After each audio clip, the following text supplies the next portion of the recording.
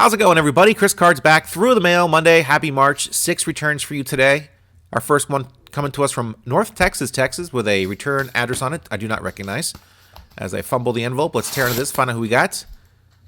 Real baseball by the end of this month. That's right. We are less than a month away from opening day, and we've got Brian Clark on this 84 Topps traded card.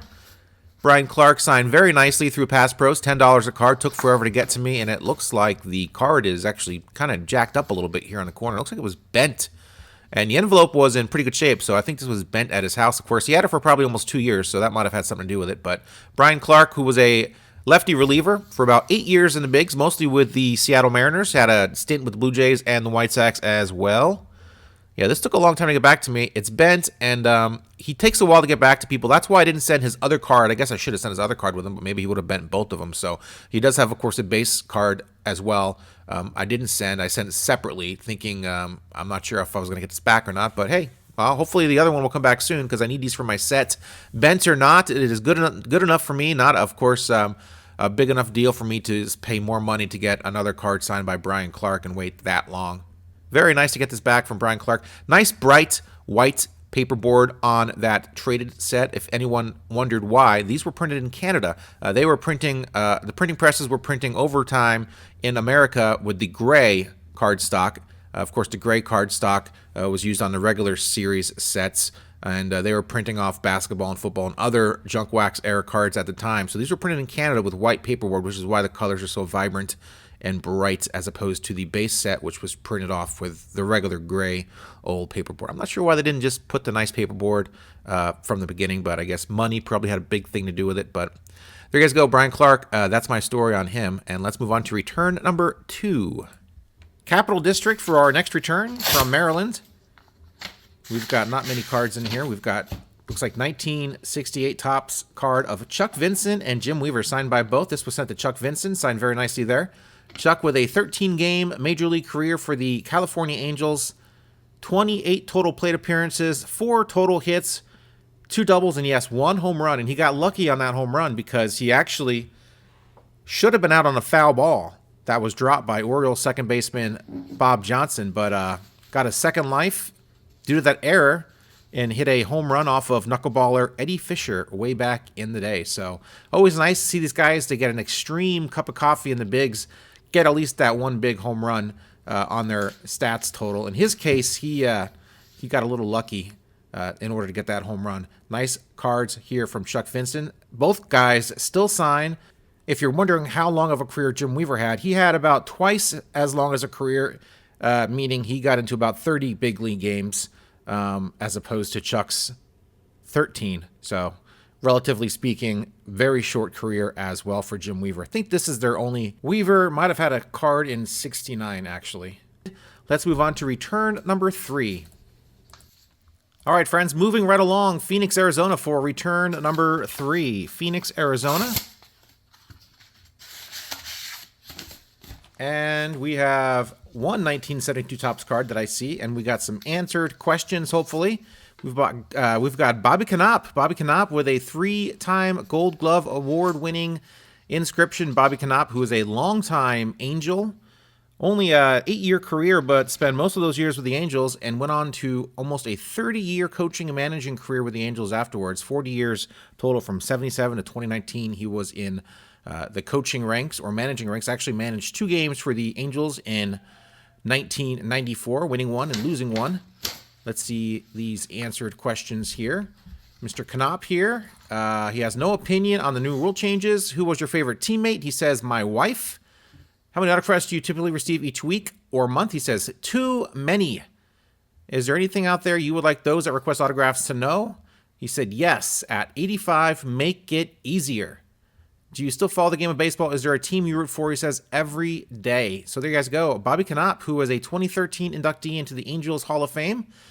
In fact, here is his photo back then being inducted into the Angels Hall of Fame. You can imagine him saying too many, making perhaps that face and making that expression with his hands. So there you guys go. Bobby Knoop, there's information. If you have any idea how to make it any easier for him to sign these cards, perhaps maybe not asking for an inscription like I did, or asking him to answer questions like I also did, perhaps he might have a bias towards my type of request. But maybe if you guys just send him a card to sign and leave it at that, he will be a little less annoyed. So there you guys go, Bobby Knoop. Rolling right along, let's get to our fourth return of the day. Our next return is from Austin, Texas, the Rio Grande district, where I will be this weekend, actually. In fact, next Through the Mail Monday, I will be in Austin, Texas, through till Tuesday. And we've got Mr. Dennis Cook. Dennis Cook signed my 89 Upper Deck card for the set with his Major League Baseball debut inscription. That'll look great in the set. We also have a Stadium Club card, as well as a 92 Bowman card, which I do enjoy getting those 92 Bowman cards signed. They are nice and clean. They are such a faraway cry from the 89, 90, 91 Bowman cards, which were often oversized and always underwhelming. And there you guys go. Dennis Cook, $5 a card, so I actually paid to get those other two cards signed. Even though I just needed the 89 Upper Deck card, I thought the other two would look good with some ink. A little bit of smearing on those cards, kind of a bummer for $5 a pop, but S happens, so it is what it is. Dennis Cook, 15-year career. I do remember him as a Met, of course. In fact, he had a 15-year career. He spent 4 of those years with the Mets. He spent the rest of those years with 8 other teams, including the 1997 World Series champion Florida Marlins. He was a member of that team, as well as, of course, as the National League champion New York Mets back in 2000. Nice return from Dennis Cook. Let's move on to our next return of the day. Moving right along, St. Louis, Missouri for our next return here. And we have Mr. Sonny Seibert on a 74 Topps card with a beautiful blue sky background. I do love that card. Signed for my set, as well as a couple others for good measure, including a 72 Topps card with a 2-time All-Star inscription on it. I do love getting those 72 Top cards signed. They are just framed so beautifully, and I love the font. Nice to get that signed as well. Even though it cost me $7 a card, I thought I had those 2 cards. And if I have a 72 Topps card to get signed, I always try to get it signed. So these came out great. Sonny Seibert was a great starting pitcher back in the day. 12-year career, 140 wins versus 114 losses with a 3.21 ERA, 2-time All-Star, no-hitter on June 10th, 1966. Racked up more saves than Dennis Cook did, and Dennis Cook was a reliever for 15 years. So go figure, of course, Dennis Cook was a lefty reliever, so he was a very situational pitcher. Sonny Seibert racked up 16 saves somehow, and that is it. Great return from him. He is, I think, 87 years old, still signing very well, and still charging $7 a card, so keep that in mind. Let's move on, guys, to our next return. All right, my friends, in fact, our final return is our next return. Philadelphia, Pennsylvania for our next and last return of this week's Through the Mail Monday. Hope everyone liked the video. Not really sure where to open this, as this big yellow index card with writing on it has taken up the entire envelope, so when I can't tell where to tear it from, I usually play it safe. Let's see what we got here. It looks like he's asking for money, perhaps, and hopefully he signed the cards. He did sign the cards, and it is Larry Christensen, former first-round draft pick of the Phillies way back in 1972, 3rd overall pick in that draft. Larry Christensen, a member, of course, of that 1980 World Series championship Philadelphia Phillies team. Really good starting pitcher for the 11 years he played. 83 and 71 with a 3.79 ERA. As we look at this SASE he sent along. That will make you many, many millions of dollars in today's game. Back then, it did not make Larry Christensen much money. In fact, he had elbow problems throughout most of the end of his career, which is why his career was cut short. But there you guys go. Larry Christensen did sign the 3 cards I sent. Notice all 3 of those cards have facsimile signatures on them. I'll get to that here in a second once I read this real quick. Looks like he is telling people he signed and returned your autographed items for years for free and will continue to do so. He asked for that you consider sending a check and contribution for an orphanage, the Masonic Children's Home, which he sent along an SASE, so you can just put money in there and send it along. I'll put some money in there for his charitable cause. He is a 33% Freemason, has been for over 20 years, humble brag, and this is my charitable 5013c3 organization. So there you guys go. Larry now asking for donations. The least I can do, since this is the second time I've sent Larry. Someone asked about 3 weeks ago. I'm not sure if they're watching. They're probably not watching, but if you are watching, my friend, thank you for watching again. I'm sorry I didn't answer your question in the comments, but you asked if I shy away from sending certain cards off to get signed. Yes, these cards, these 3 cards exactly. Any cards with facsimile signatures on them, I try not to send. I think I had 6 Larry Christensen trading cards.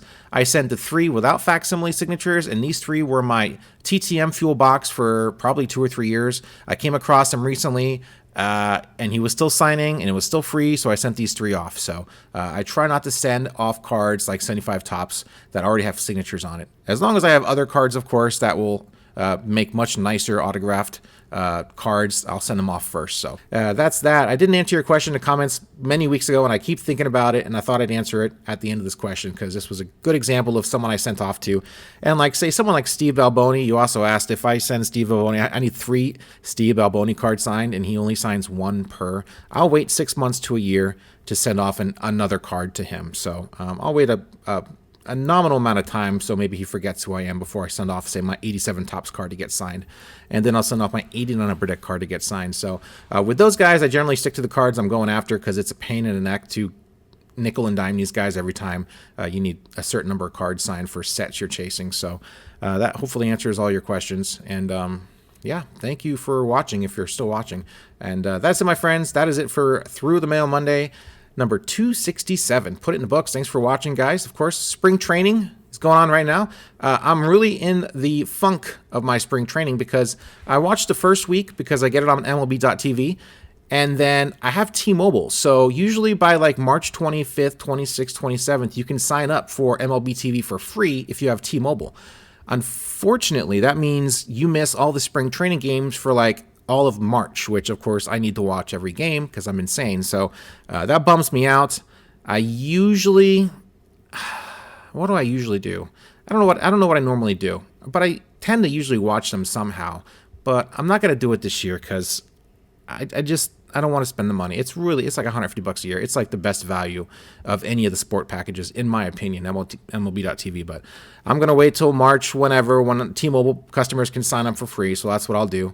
And I'll, of course, have the MLB.tv on my phone and on my TV and everywhere. So it'll be great. So I can't wait for that time. Until then, I'll just kind of keep an eye on the scores and see how everyone's doing. So plus, but the guys like listen, I mean, Gary Cohen and the regular announcers aren't really announcing.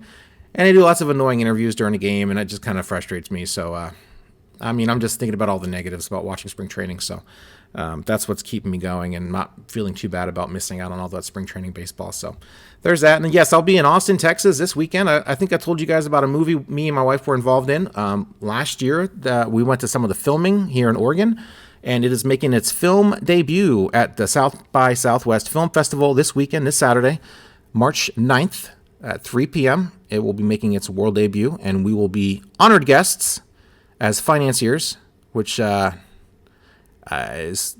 making it sound a lot more regal than it is. So that's super cool, kind of. And then there's an after party, and who knows who will be there. Hopefully some of the actors will be there. I know Ed Harris and Morgan Freeman and a few other heavy hitters are in the movie, and it's called My Dead Friend Zoe. You guys can, it's been hush-hush since then. I don't think it's hush-hush anymore. It's making its debut this weekend. Plus, no one's going to stumble upon the last few minutes of my YouTube video that, no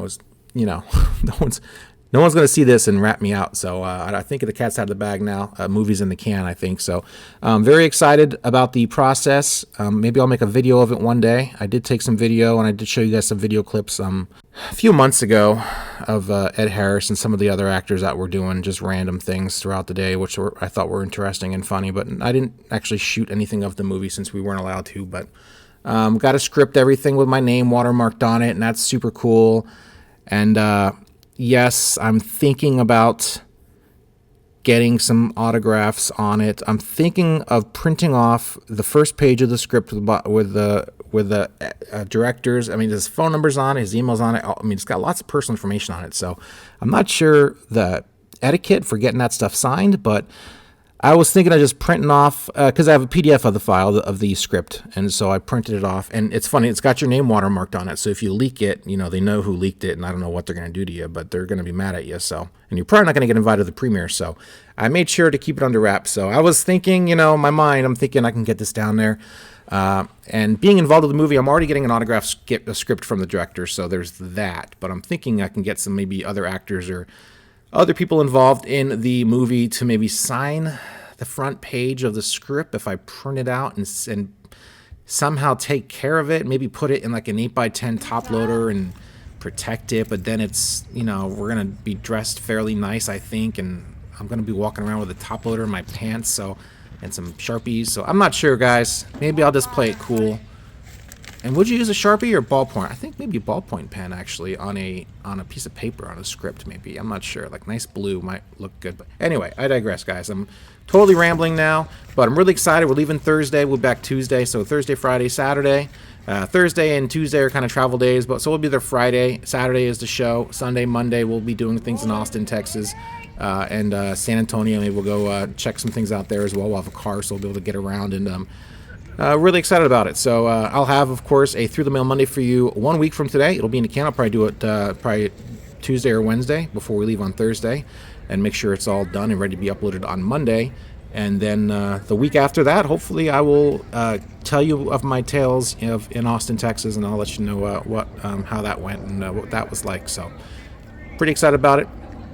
Wish me luck. The movie, yeah, I put some money into it. Not a whole lot of money. I mean, not enough to get like an executive producer credit, but I'll be in the credits with my wife. That's pretty cool. That's kind of a bucket list. And then what else? It's gonna get shopped. That's how they do this. Once the movie is finished in the can, it basically gets a real estate agent who tries to sell it. And United Artists, I think, is our agent, and they're very, very good at what they do. And hopefully they'll get as much money as they can for the movie. We got some big names in it. We kept it under budget, and it was a lot of fun to be involved with the process and see how it basically came from storyboard to filming, locations, and getting the actors and all that stuff. It was a really cool experience, something I've always wanted to be a part of. Glad I was able to kind of cross that off my list of things to kind of dabble in. I dabble in a lot of things that interest me. I try to, do a lot of. I have way too many interests, but that's one I was pretty excited to be able to have an opportunity to jump on, and so I'm pretty excited about it. And I'll let you guys know how that goes in a couple weeks. Hopefully it'll go good. And of course, like I said, they shopped the movie, and I'm not sure it'll probably go to streaming. I'm not sure if there'll be a theater release. Of course, no one goes to the movies anymore unless it's a huge budget thing, and it's not a huge budget movie, so not really sure what they're gonna do. But you just try to get your money back, basically. And so everyone kind of earns their money back at the same rate, whether you put $1 million in or 10,000 in. You get the same percentage rate back equally, basically, until you get all your money back plus some. You'll get probably, I think it's 25% over what you put in. That's, of course, the pie in the sky hope that we get all our money back, then some. This is, of course, the movie industry, so who the heck knows if that's going to happen. So I'll let you guys know. I'll divulge trade secrets, and maybe I'll make a video of it one day, since I'm sure people will be interested in about the process and all that probably aren't watching these Through the Mail Monday videos. So you guys, the rare 2 or 3 of you that might actually be interested in that kind of stuff, are stumbled upon hopefully gold, and then will be interested in following up on what happens. And then, of course, everyone else that might be interested never watched the video. So maybe I'll make a standalone video one day, just kind of summarizing the whole process and what went down and all that stuff. I think it'd be kind of cool. So anyway, I'm done rambling. It's been a super long video, only about 10 minutes of actual opening up baseball cards and seeing my returns. So if you turned off long ago and are not listening to this, completely understand. If you are still listening to this, I'm sorry. I'll let you go. See ya.